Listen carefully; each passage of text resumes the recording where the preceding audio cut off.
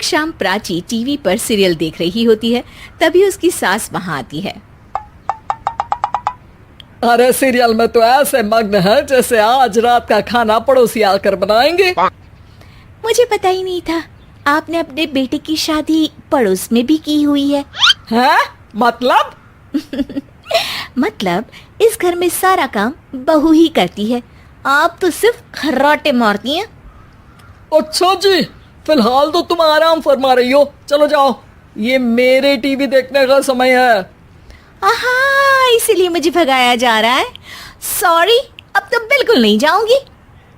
प्राची की इस बात पर दोनों सास बहू के बीच टीवी रिमोट के पीछे बच्चों जैसे छीना झपटी शुरू हो जाती है, जिसके बीच श्लोक भी काम से घर वापस आ जाता है। आज मेरी चूहे बिल्ली की जोड़ी किस बात पर झगड़ रही है? अरे तेरे बीवी मुझे टीवी ही नहीं देखने दे रही। अरे तुम्हारी मम्मी मुझे खाना बनाने के लिए फोर्स कर रही है। अरे वाह, ऐसे बेतुके रीजन पर तो बच्चे भी झगड़ा नहीं करते। अरे मुझे कुछ मत बोल, सब इसने ही शुरू किया है। हाँ हाँ, जैसे आप तो बहुत दूध की धूली है ना। अरे बस, दोनों चुप। प्राची जाओ, खाने की तैयारी करो। और माँ तुम छोड़ो, तुम्हें क्या बोलूं, शांति से अपना सीरियल देखो, मुझे दोबारा लड़ने की आवाज सुनाई नहीं देनी चाहिए। ऐसा बोलकर श्लोक वहां से चला जाता है, जिसके पीछे पीछे प्राची भी कुछ न कुछ बड़बड़ाते हुए रसोई में चली जाती है। हाँ हाँ, सासू जी को तो कुछ बोलेंगे ही नहीं, बस मुझ पर ही हुक्म चलता है, खाना बनाओ, जैसे मैं इनके घर में खाना बनाने के लिए आई हूँ। इसी तरह शाम बीतती है और रात को श्लोक और प्राची की सास खाना खाकर सोने चले जाते हैं, लेकिन प्राची गुस्से में कुछ खाए बिना काम में ही लगी रहती है। इस घर में किसी को घंटा फिक्र नहीं पड़ता, मैं खाऊं या भूखी रहूं। प्राची कुछ देर के लिए रसोई से बाहर जाती है और जैसे ही वापस आती है तो वहां दूध का भरा ग्लास देखकर हैरान रह जाती है। फिक्र पूरी है, बस दिखाना नहीं है। प्राची दूध पीकर सोने चली जाती है और अगली सुबह एक बार फिर सास बहू का कार्टून नेटवर्क स्टार्ट हो जाता है। ये तुमने ही किया है। अरे अजीब जबरदस्ती है, मैं बोल रही हूँ मैंने कुछ नहीं किया। दोनों ने मिलकर पूरे घर को पागल खाना बनाया हुआ है। यहाँ कोई नॉर्मल इंसान तो रह ही नहीं सकता, इसीलिए अब पड़ोसी क्या रिश्तेदार भी घर आने से कतराते हैं। और सुन बेटे, तू भी चंगा, तेरी माँ भी चंगी, तेरी बीवी भी चंगी, रिश्तेदार।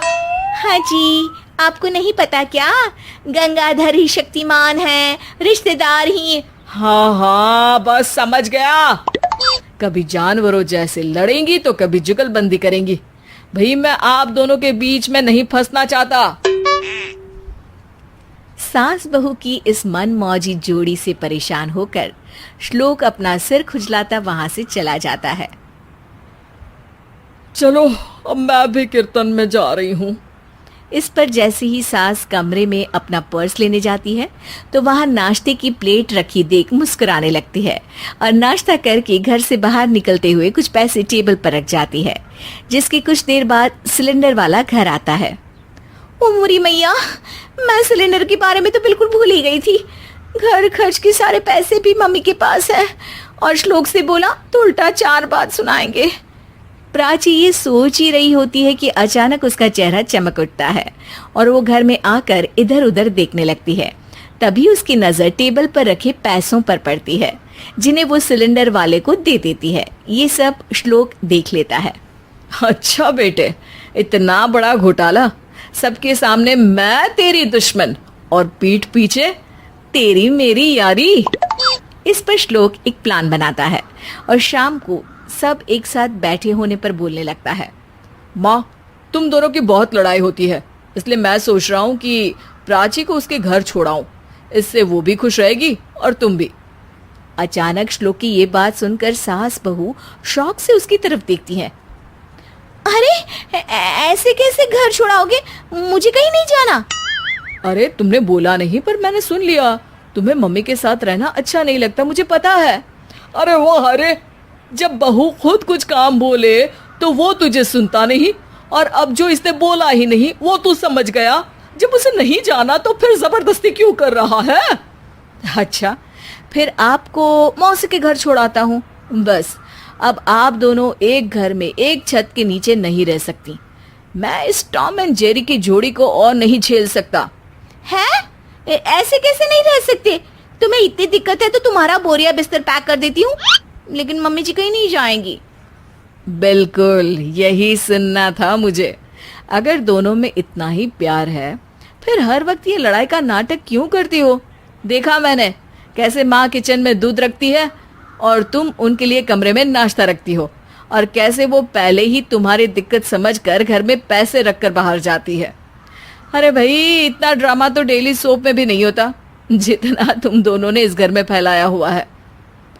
तू हमें टॉम एंड जेरी बोलता है ना, तो याद कर वो दोनों भी एक दूसरे को बाहर वालों की बुरी नजर से बचाने के लिए हमेशा सबके सामने लड़ते थे, लेकिन अकेले में दिक्कत के समय मदद भी तो करते थे।